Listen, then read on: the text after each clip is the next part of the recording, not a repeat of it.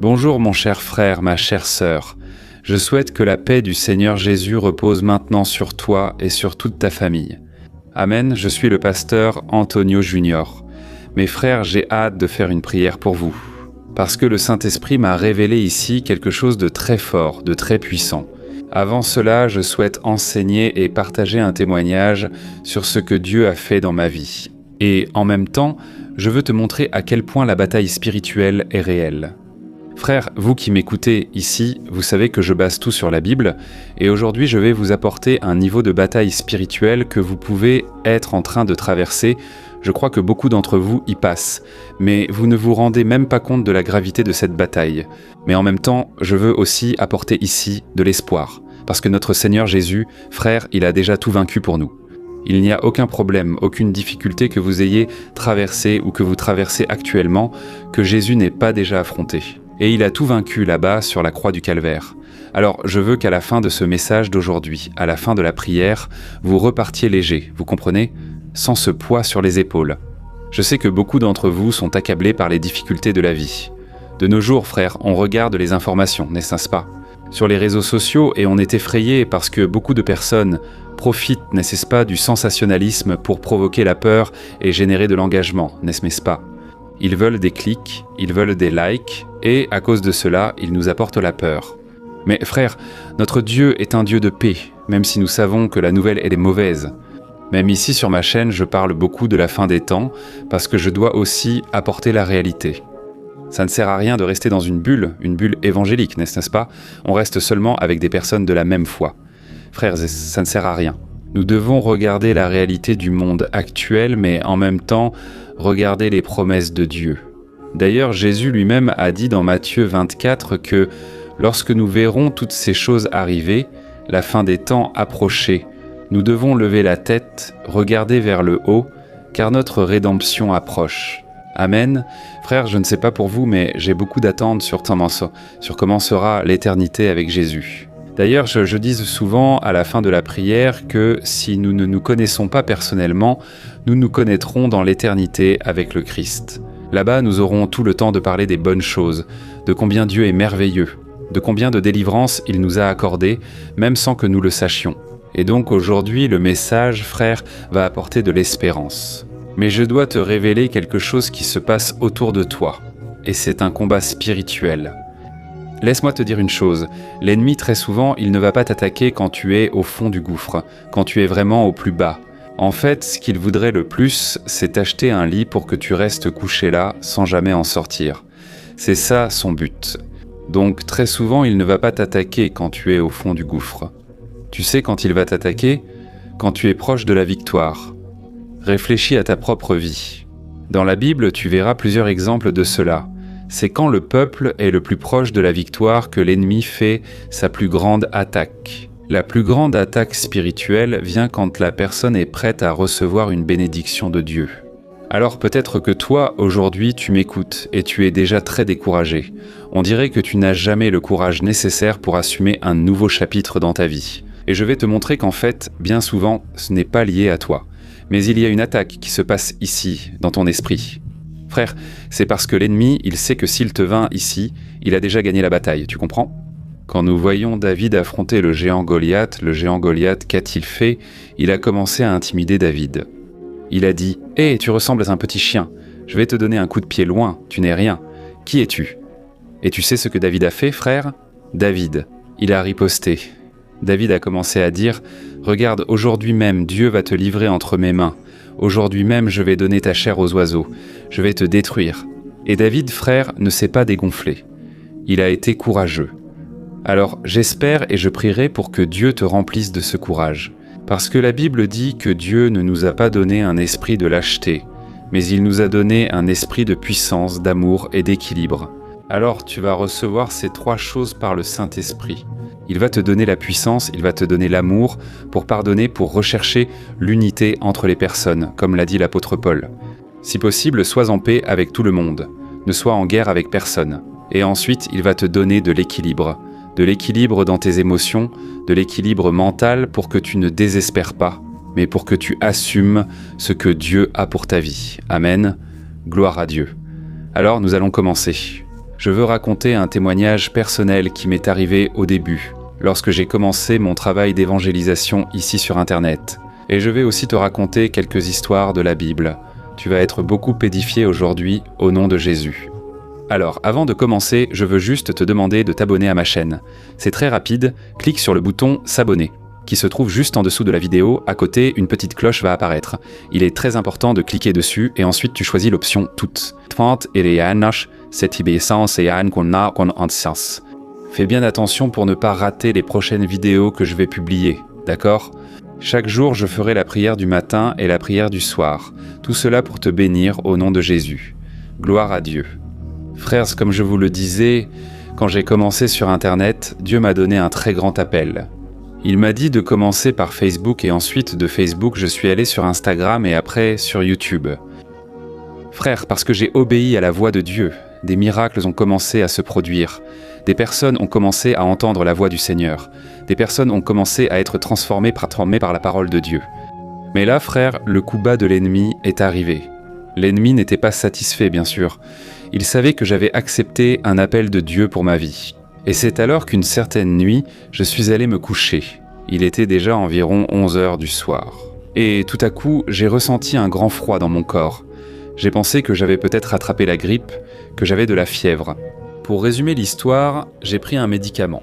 Mais vers 4 heures du matin, 5 heures du matin, mes frères, j'ai ressenti un frisson si fort, un froid si intense. J'ai couru à la salle de bain, j'ai mis la douche à l'eau la plus chaude possible et je me suis précipité sous la douche. Mes frères, je n'ai jamais eu aussi froid de ma vie. En fait, je claquais des dents, tu sais, tellement j'avais froid. J'ai appelé ma femme qui a couru dans la salle de bain. En sortant de la douche, elle m'a aidé. Devant le miroir, mes frères, ma bouche était violette. J'étais en train de faire une hypothermie, c'est-à-dire que ma température corporelle avait beaucoup trop baissé. Mes muscles ont commencé à se crisper, au point que je ne pouvais plus parler. J'ai cru que j'allais mourir. Frère, à ce moment-là, dans ma pensée, j'ai dit « Seigneur, aie pitié de moi ». Et au moment où j'ai imploré l'aide de Dieu, j'ai senti ma température redevenir normale, grâce à Dieu. Mais à partir de là, plusieurs symptômes ont commencé. J'ai commencé à vomir, j'ai commencé à me sentir très mal. Frère, j'étais vraiment très affaibli et j'ai donc commencé à aller voir des médecins. Mais chacun disait quelque chose de différent.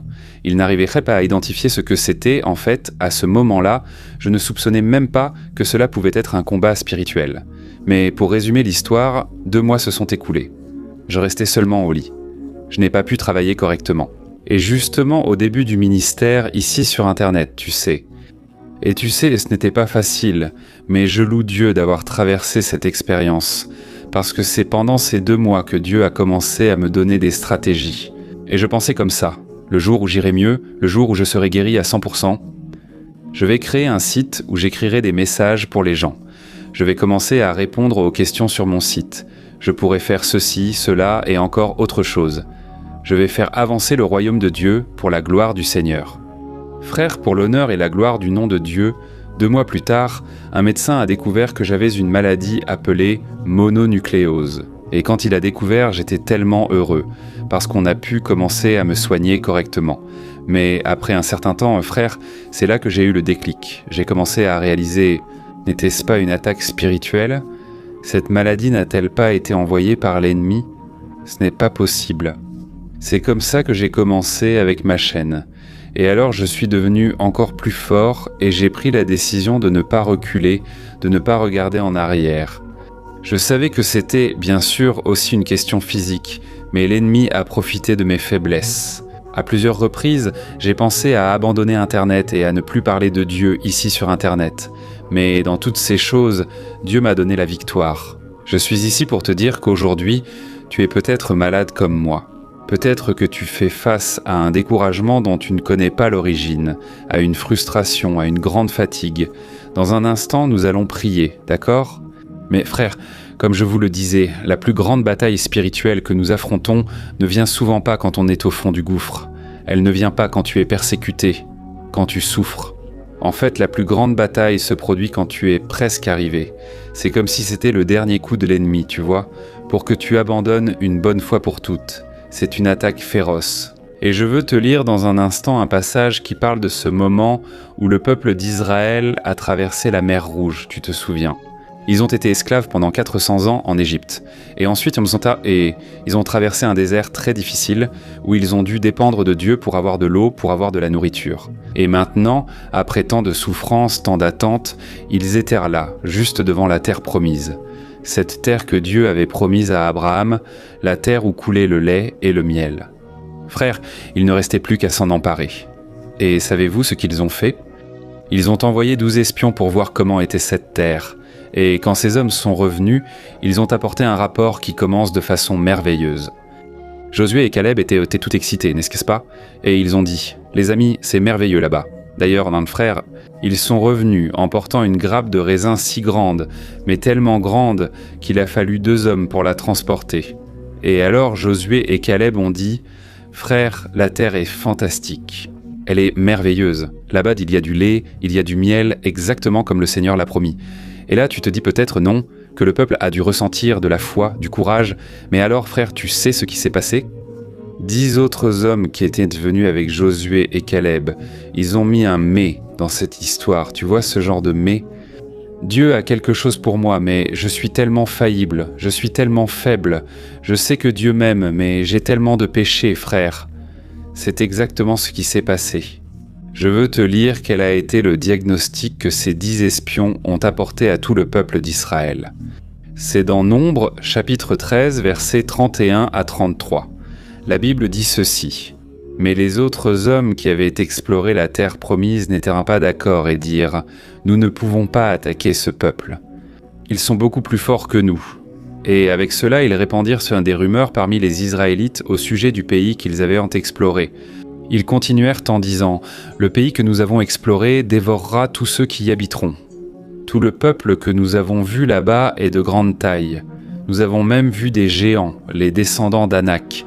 Près d'eux, nous nous sentions comme des sauterelles, et à leurs yeux, nous paraissions aussi comme des sauterelles. Regardez ceci, frères. Je veux que vous remarquiez un détail très important, qui est le centre de notre discussion d'aujourd'hui. Frères, la peur n'a pas paralysé le peuple là-bas en Égypte pendant qu'ils étaient fouettés, pendant qu'ils étaient massacrés. Et la peur ne les a pas non plus dominés dans le désert quand il n'y avait pas de nourriture. Évidemment, ils ont parfois eu peur.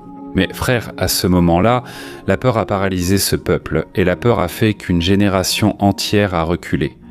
Parce que maintenant, la promesse était en train de devenir réelle. Frères, la peur du défi, la peur de savoir ce qui va se passer de l'autre côté. Et ces géants, en fait, représentent les problèmes que nous traversons aujourd'hui. Je suis ici aujourd'hui pour te dire une chose. Je veux être la bouche de Dieu dans ta vie. Ce problème ne va pas te vaincre. Amen. Ce problème-là, Dieu le permet pour que tu sois encore plus encouragé, pour que tu fasses honte au diable au nom de Jésus. Vous savez, frères, tant que la promesse n'est qu'un rêve lointain, il est très facile d'avoir la foi. Tant que tu parles de quelque chose qui n'est pas encore sur le point d'arriver, il est très facile d'y croire. On a l'habitude de dire « Ah, un jour Dieu va me donner un mariage béni.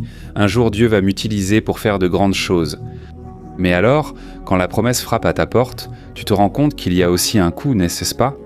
Tu te rends compte qu'il y a un prix à payer. Alors, on voit ici dans cette histoire que les géants sont apparus aussi grands parce que la victoire était déjà très très proche. Amen. De la même manière, dans ta vie, plus tu t'approches de la victoire, plus les combats deviennent intenses, surtout dans ton esprit, qui est l'endroit où l'ennemi agit le plus. Et comme je vous l'ai dit, n'est-ce pas ?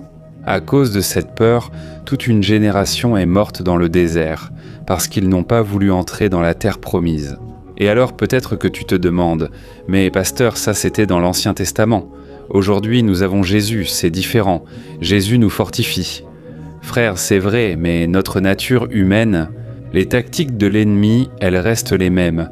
Et ce même piège de l'ennemi se produit quand tu es sur le point d'y arriver, quand tu es très proche de la victoire. Comme cela s'est passé avec l'apôtre Pierre. Tu te souviens de ce qui lui est arrivé après que Jésus soit ressuscité ? Laisse-moi t'expliquer rapidement ici, juste pour que tu comprennes comment l'ennemi agit et que ses tactiques ne changent pas. Laisse-moi t'expliquer. D'abord, Jésus était mort sur la croix. Il est ressuscité. Il a vaincu la mort, n'est-ce pas ? Autrement dit, la victoire était complète. Et ensuite, il s'est présenté aux disciples. Il a commencé à apparaître à chacun. Soudain, il est apparu à 500 hommes et femmes en même temps. Autrement dit, l'histoire de l'humanité était sur le point de commencer. L'Église du Seigneur Jésus allait être fondée, et Pierre, celui que Jésus avait dit qu'il serait le roc. Autrement dit, il serait le chef choisi pour tout commencer. Et Pierre avait toutes les raisons d'être heureux, d'être joyeux, parce que Jésus était ressuscité. Tout comme les autres disciples, ils étaient aussi enthousiastes, bien sûr. Mais en même temps, une peur est apparue. La peur a germé dans le cœur de Pierre. Et je veux te lire ce qu'il a dit aux autres apôtres. Et cela aurait pu être la fin de leur histoire. Regarde ce qui est écrit dans Jean chapitre 21, versets 3 et 4. Il est dit ceci. Mitzemakan. Simon-Pierre dit « Je vais pêcher ». Et les autres répondirent « Ah, nous allons aussi ». Alors ils sont sortis et sont montés dans le bateau, mais ils n'ont rien attrapé de toute la nuit. Et, au lever du jour, Jésus était sur la plage, mais les disciples ne l'ont pas reconnu. Frères, comprenez bien une chose ici. Pierre n'allait pas pêcher pour se détendre. Non. La pêche était son métier, c'était la vie qu'il menait avant Jésus, d'accord ? Alors le bateau, les filets, cette mer, tout cela était un symbole de son passé, de son ancienne identité. Donc en pratique, il disait ceci. « Écoute, cette nouvelle vie est trop difficile pour moi. C'est trop grand. C'est une responsabilité trop lourde. Tu sais quoi ? Je vais redevenir comme avant. » Et pas seulement ça, mes frères. Il a fini par appeler tous les autres à redevenir pêcheurs. Mais Dieu avait déjà décidé, Jésus avait déjà dit « Pierre, tu seras un pêcheur d'hommes. » Alléluia. De la même manière, beaucoup d'entre vous ici pensent à revenir en arrière, parce que vous ne supportez pas les épreuves, les tentations, les frustrations envers vous-même. Et alors vous vous dites « Tu sais quoi ? Je vais retourner à ma petite vie d'avant. Je veux retrouver ce passé qui, en fait, n'était même pas si mauvais que ça. » Frères, ne faisons pas ça, non. Vous savez pourquoi ? Jésus a un plan bien meilleur et plus grand pour chacun de nous. Et donc ce même Pierre qui a passé des années à voir Jésus faire des miracles, il a marché sur les eaux. Il a vu des morts ressuscités. Il a lui-même déclaré que Jésus était le Christ, le Fils du Dieu vivant. Mais maintenant, à la veille d'accepter le plus grand appel de sa vie, il s'est senti comme un échec. Frère, j'imagine ce qui a traversé l'esprit de Pierre. Il a renié Jésus 3 fois et, c'est certain, l'ennemi a été très dur avec lui. Il a commencé à accuser Pierre, disant qu'il n'était rien, qu'il n'avait aucun appel. Mais loué soit Dieu, car Jésus n'a abandonné aucun d'eux. Et lorsque Jésus était là, au bord de la plage, les disciples n'avaient rien attrapé. Soudain, Jean, celui qui aimait Jésus de tout son cœur, a dit « Rededez !» Regardez là-bas, c'est le Seigneur. Il est là, au bord de la plage. Et c'est alors que Pierre a sauté du bateau et a commencé à nager. Quand ils sont arrivés là, Jésus n'a pas accusé Pierre. C'est intéressant, Jésus n'a pas jeté de pierre à Pierre, il ne l'a pas réprimandé. Au contraire, il a appelé Pierre à s'approcher et lui a montré un immense amour. Jésus a nourri Pierre et a restauré sa foi. D'ailleurs, il a dit « Écoute, si tu m'aimes vraiment, prends soin de mes brebis. Je te donne ici un appel puissant. » Frère, pourquoi est-ce que je vous raconte toute cette histoire ? Parce que pendant que je priais ici, Dieu m'a donné une vision, vous savez. Il m'a montré que le diable, il n'a pas réussi à te détruire dans le passé, dans la maladie, dans la crise financière que tu as traversée, dans la solitude. Alors maintenant, il va essayer de te faire abandonner sur la ligne d'arrivée. Il va utiliser ton propre sentiment d'incapacité contre toi, tu comprends ? Il va te rappeler toutes les fois où tu as échoué et il va murmurer doucement dans ta tête « Tu ne mérites pas cette bénédiction, tu n'y arriveras pas. » Vous voyez, frère ? Très souvent, on demande une vie meilleure, un mariage, une vie avec plus de paix et tout à coup, cela arrive vraiment dans notre vie. Combien de témoignages, n'est-ce qu'on ne sait pas ? Combien de miracles ? Vous qui me suivez ici, dans la prière du matin, dans la prière du soir, vous avez des choses à raconter. Mais alors, vous savez ce qui se passe ? Le diable n'arrive pas à t'empêcher de recevoir ses bénédictions et il va faire en sorte que tu n'en profites pas. Il va te voler ta paix.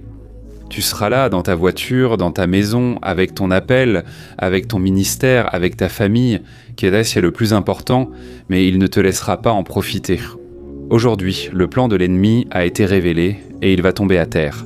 Amen. Nous allons briser tout cela dans un instant lors de la prière. Je veux juste lire un dernier verset et nous allons prier.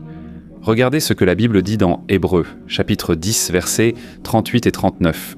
Regardez ici, c'est Dieu lui-même qui parle à chacun de nous.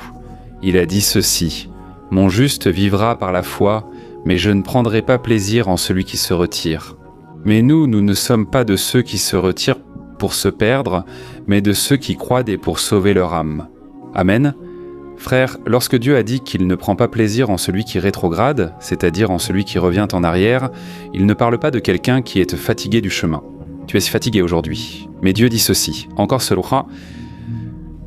je ne prends pas plaisir en ceux qui abandonnent, en ceux qui regardent en arrière, en ceux qui, au lieu de regarder à la promesse, ne voient qu'en bas que les géants. Et en voyant les géants, vous avez peur et vous souhaitez retourner en Égypte, retourner au bateau vide, retourner à votre ancienne vie.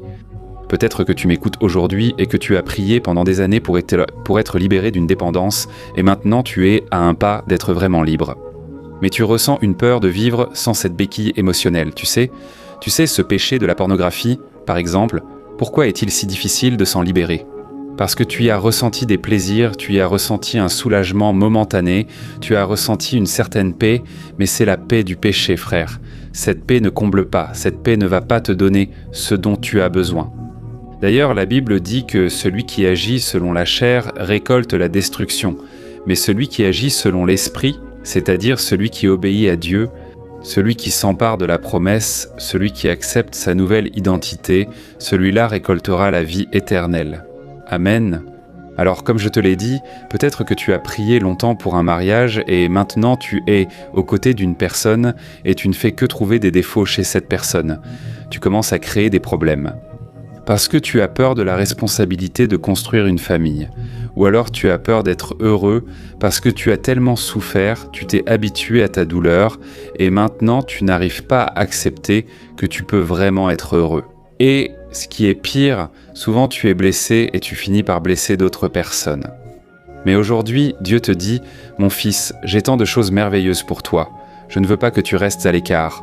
Ne rejette pas les cadeaux que je veux te donner. » Alléluia. Gloire à Dieu. Alors, nous allons prier en ce moment même. Si tu as été touché par cette parole, s'il te plaît, écris ici dans les commentaires « Dieu se pense en peu croyance et Dieu m'a parlé aujourd'hui. » Je veux te voir déclarer ta foi, je veux te voir croire vraiment que le Seigneur t'a parlé en ce jour. Amen, gloire à Dieu. Alors, ferme les yeux et, à la fin de la prière, partage avec tes amis et ta famille. Il te suffit de cliquer sur le bouton « Partager » sous la vidéo et de sélectionner WhatsApp. Je suis sûr que Dieu va t'utiliser puissamment dans la vie de beaucoup de gens. Alléluia, prions. Seigneur mon Dieu et mon Père, nous voulons te remercier pour notre vie. Dieu, merci parce que ta parole dit qu'à chaque matin, tes miséricordes se renouvellent. Chaque jour, le Seigneur a manifesté ta bonté, ta fidélité, et aujourd'hui, je veux aussi te remercier pour ta parole, mon Père. Ô Dieu, ta parole nous a parlé si fort aujourd'hui. Je crois, mon Père, que le Seigneur m'a utilisé dans la vie de nombreuses personnes qui étaient découragées, fatiguées, pensant à reculer, à abandonner. Mais je sais que le Seigneur ne nous abandonne pas, Père, même quand on se sent si abattu. Le Seigneur est toujours prêt à nous fortifier, à nous encourager et à nous faire prendre possession des promesses qu'il a pour nous. Mon Père, je te demande donc pour chacun de ceux qui m'écoutent. Le Seigneur connaît chaque cœur, le Seigneur connaît chaque histoire, chaque lutte. Le Seigneur connaît aussi les promesses qu'il a déjà faites à chacun de ses enfants. Des promesses qui, il y a de nombreuses années, semblaient si réelles, mais maintenant nous voyons que nous y sommes presque. Il suffit de tenir encore un peu. Et c'est à ce moment-là que l'ennemi s'est levé, Seigneur. Regarde, mon Dieu, combien de combats ton peuple a traversé, Seigneur. Combien de personnes se sentent vaincues aujourd'hui. Elles pensent que personne ne les aime. Elles pensent que le monde se fiche d'elles et que, si elles partaient d'ici, elles ne manqueraient en ta personne. Mais c'est un mensonge de Satan.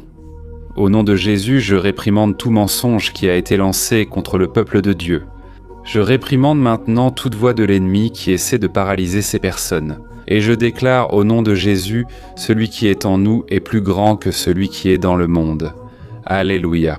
Je réprimande aussi tout esprit de peur, toute semence de doute qui a été plantée dans cet esprit, toute voix d'accusation qui a essayé de faire reculer tes enfants. Brise, mon Père, tout ce syndrome de sauterelle, ce sentiment de petitesse, d'incapacité. Ces personnes qui pensent qu'elles sont bien pires que les autres, bien incapables d'assumer ce que le Seigneur a pour elles. Ô Dieu, équilibre nos émotions, fortifie notre esprit, Seigneur. Combien de personnes maintenant pensent à retourner au bateau, sont fatiguées du voyage et passent tant beaucoup de temps à penser à abandonner, à tout laisser tomber. Père, je te loue pour cette parole, qui aujourd'hui a été comme une flèche dans nos cœurs. C'est pourquoi je te demande pardon, Seigneur, parce que bien souvent nous doutons de ta puissance. Bien souvent, Seigneur, tu continues à nous encourager, tu utilises des personnes pour nous encourager, mais nous préférons nous plaindre. On dirait qu'on aime souffrir. Enlève cela de nous, Seigneur. Que nous puissions assumer, une bonne fois pour toutes, que la vie que tu as pour nous est une vie en abondance. C'est pour cela que tu es venu ici sur terre. Ô Seigneur, alors je te demande maintenant de protéger notre esprit, notre cœur, et que nous puissions accepter tout ce que tu as promis pour nous à travers ton Fils Jésus. Alléluia, gloire à Dieu. Mon cher, ma chère, je veux profiter de ce moment pour te donner une opportunité, en fait, la meilleure opportunité de ta vie. Tu te souviens quand Jésus a restauré Pierre et que Jésus lui a confié un grand appel ? Aujourd'hui, le Seigneur te dit ceci, ce n'est pas ta fin, en fait, c'est ton commencement. Il te suffit de t'approprier cela. Crois que le Seigneur a quelque chose pour ta vie. Amen. Alors, toi qui n'as jamais remis ta vie à Jésus, peut-être que tu entends déjà sa parole, mais tu ne t'es jamais vraiment repenti. Tu n'as jamais confessé cela au Seigneur. Je veux te donner cette chance maintenant. Tu vas pouvoir prier avec moi. Il te suffit de répéter ces paroles de tout ton cœur. Et Jésus va entrer dans ta vie et dans ton cœur à partir d'aujourd'hui. Amen. Alors dis comme ceci, Seigneur Jésus, je reconnais que je suis pécheur, je reconnais que j'ai besoin de ta grâce. Ô Jésus, pardonne-moi pour tous mes péchés. Je crois que le Seigneur est mort sur la croix à cause de moi et qu'il est ressuscité pour me donner la vie éternelle. Jésus, j'ouvre mon cœur et je te demande pardon et je remets ma vie entre tes mains. Purifie-moi, Seigneur, transforme-moi et sauve-moi. Écris mon nom dans le livre de la vie, car à partir d'aujourd'hui, tu es mon seul Seigneur et Sauveur.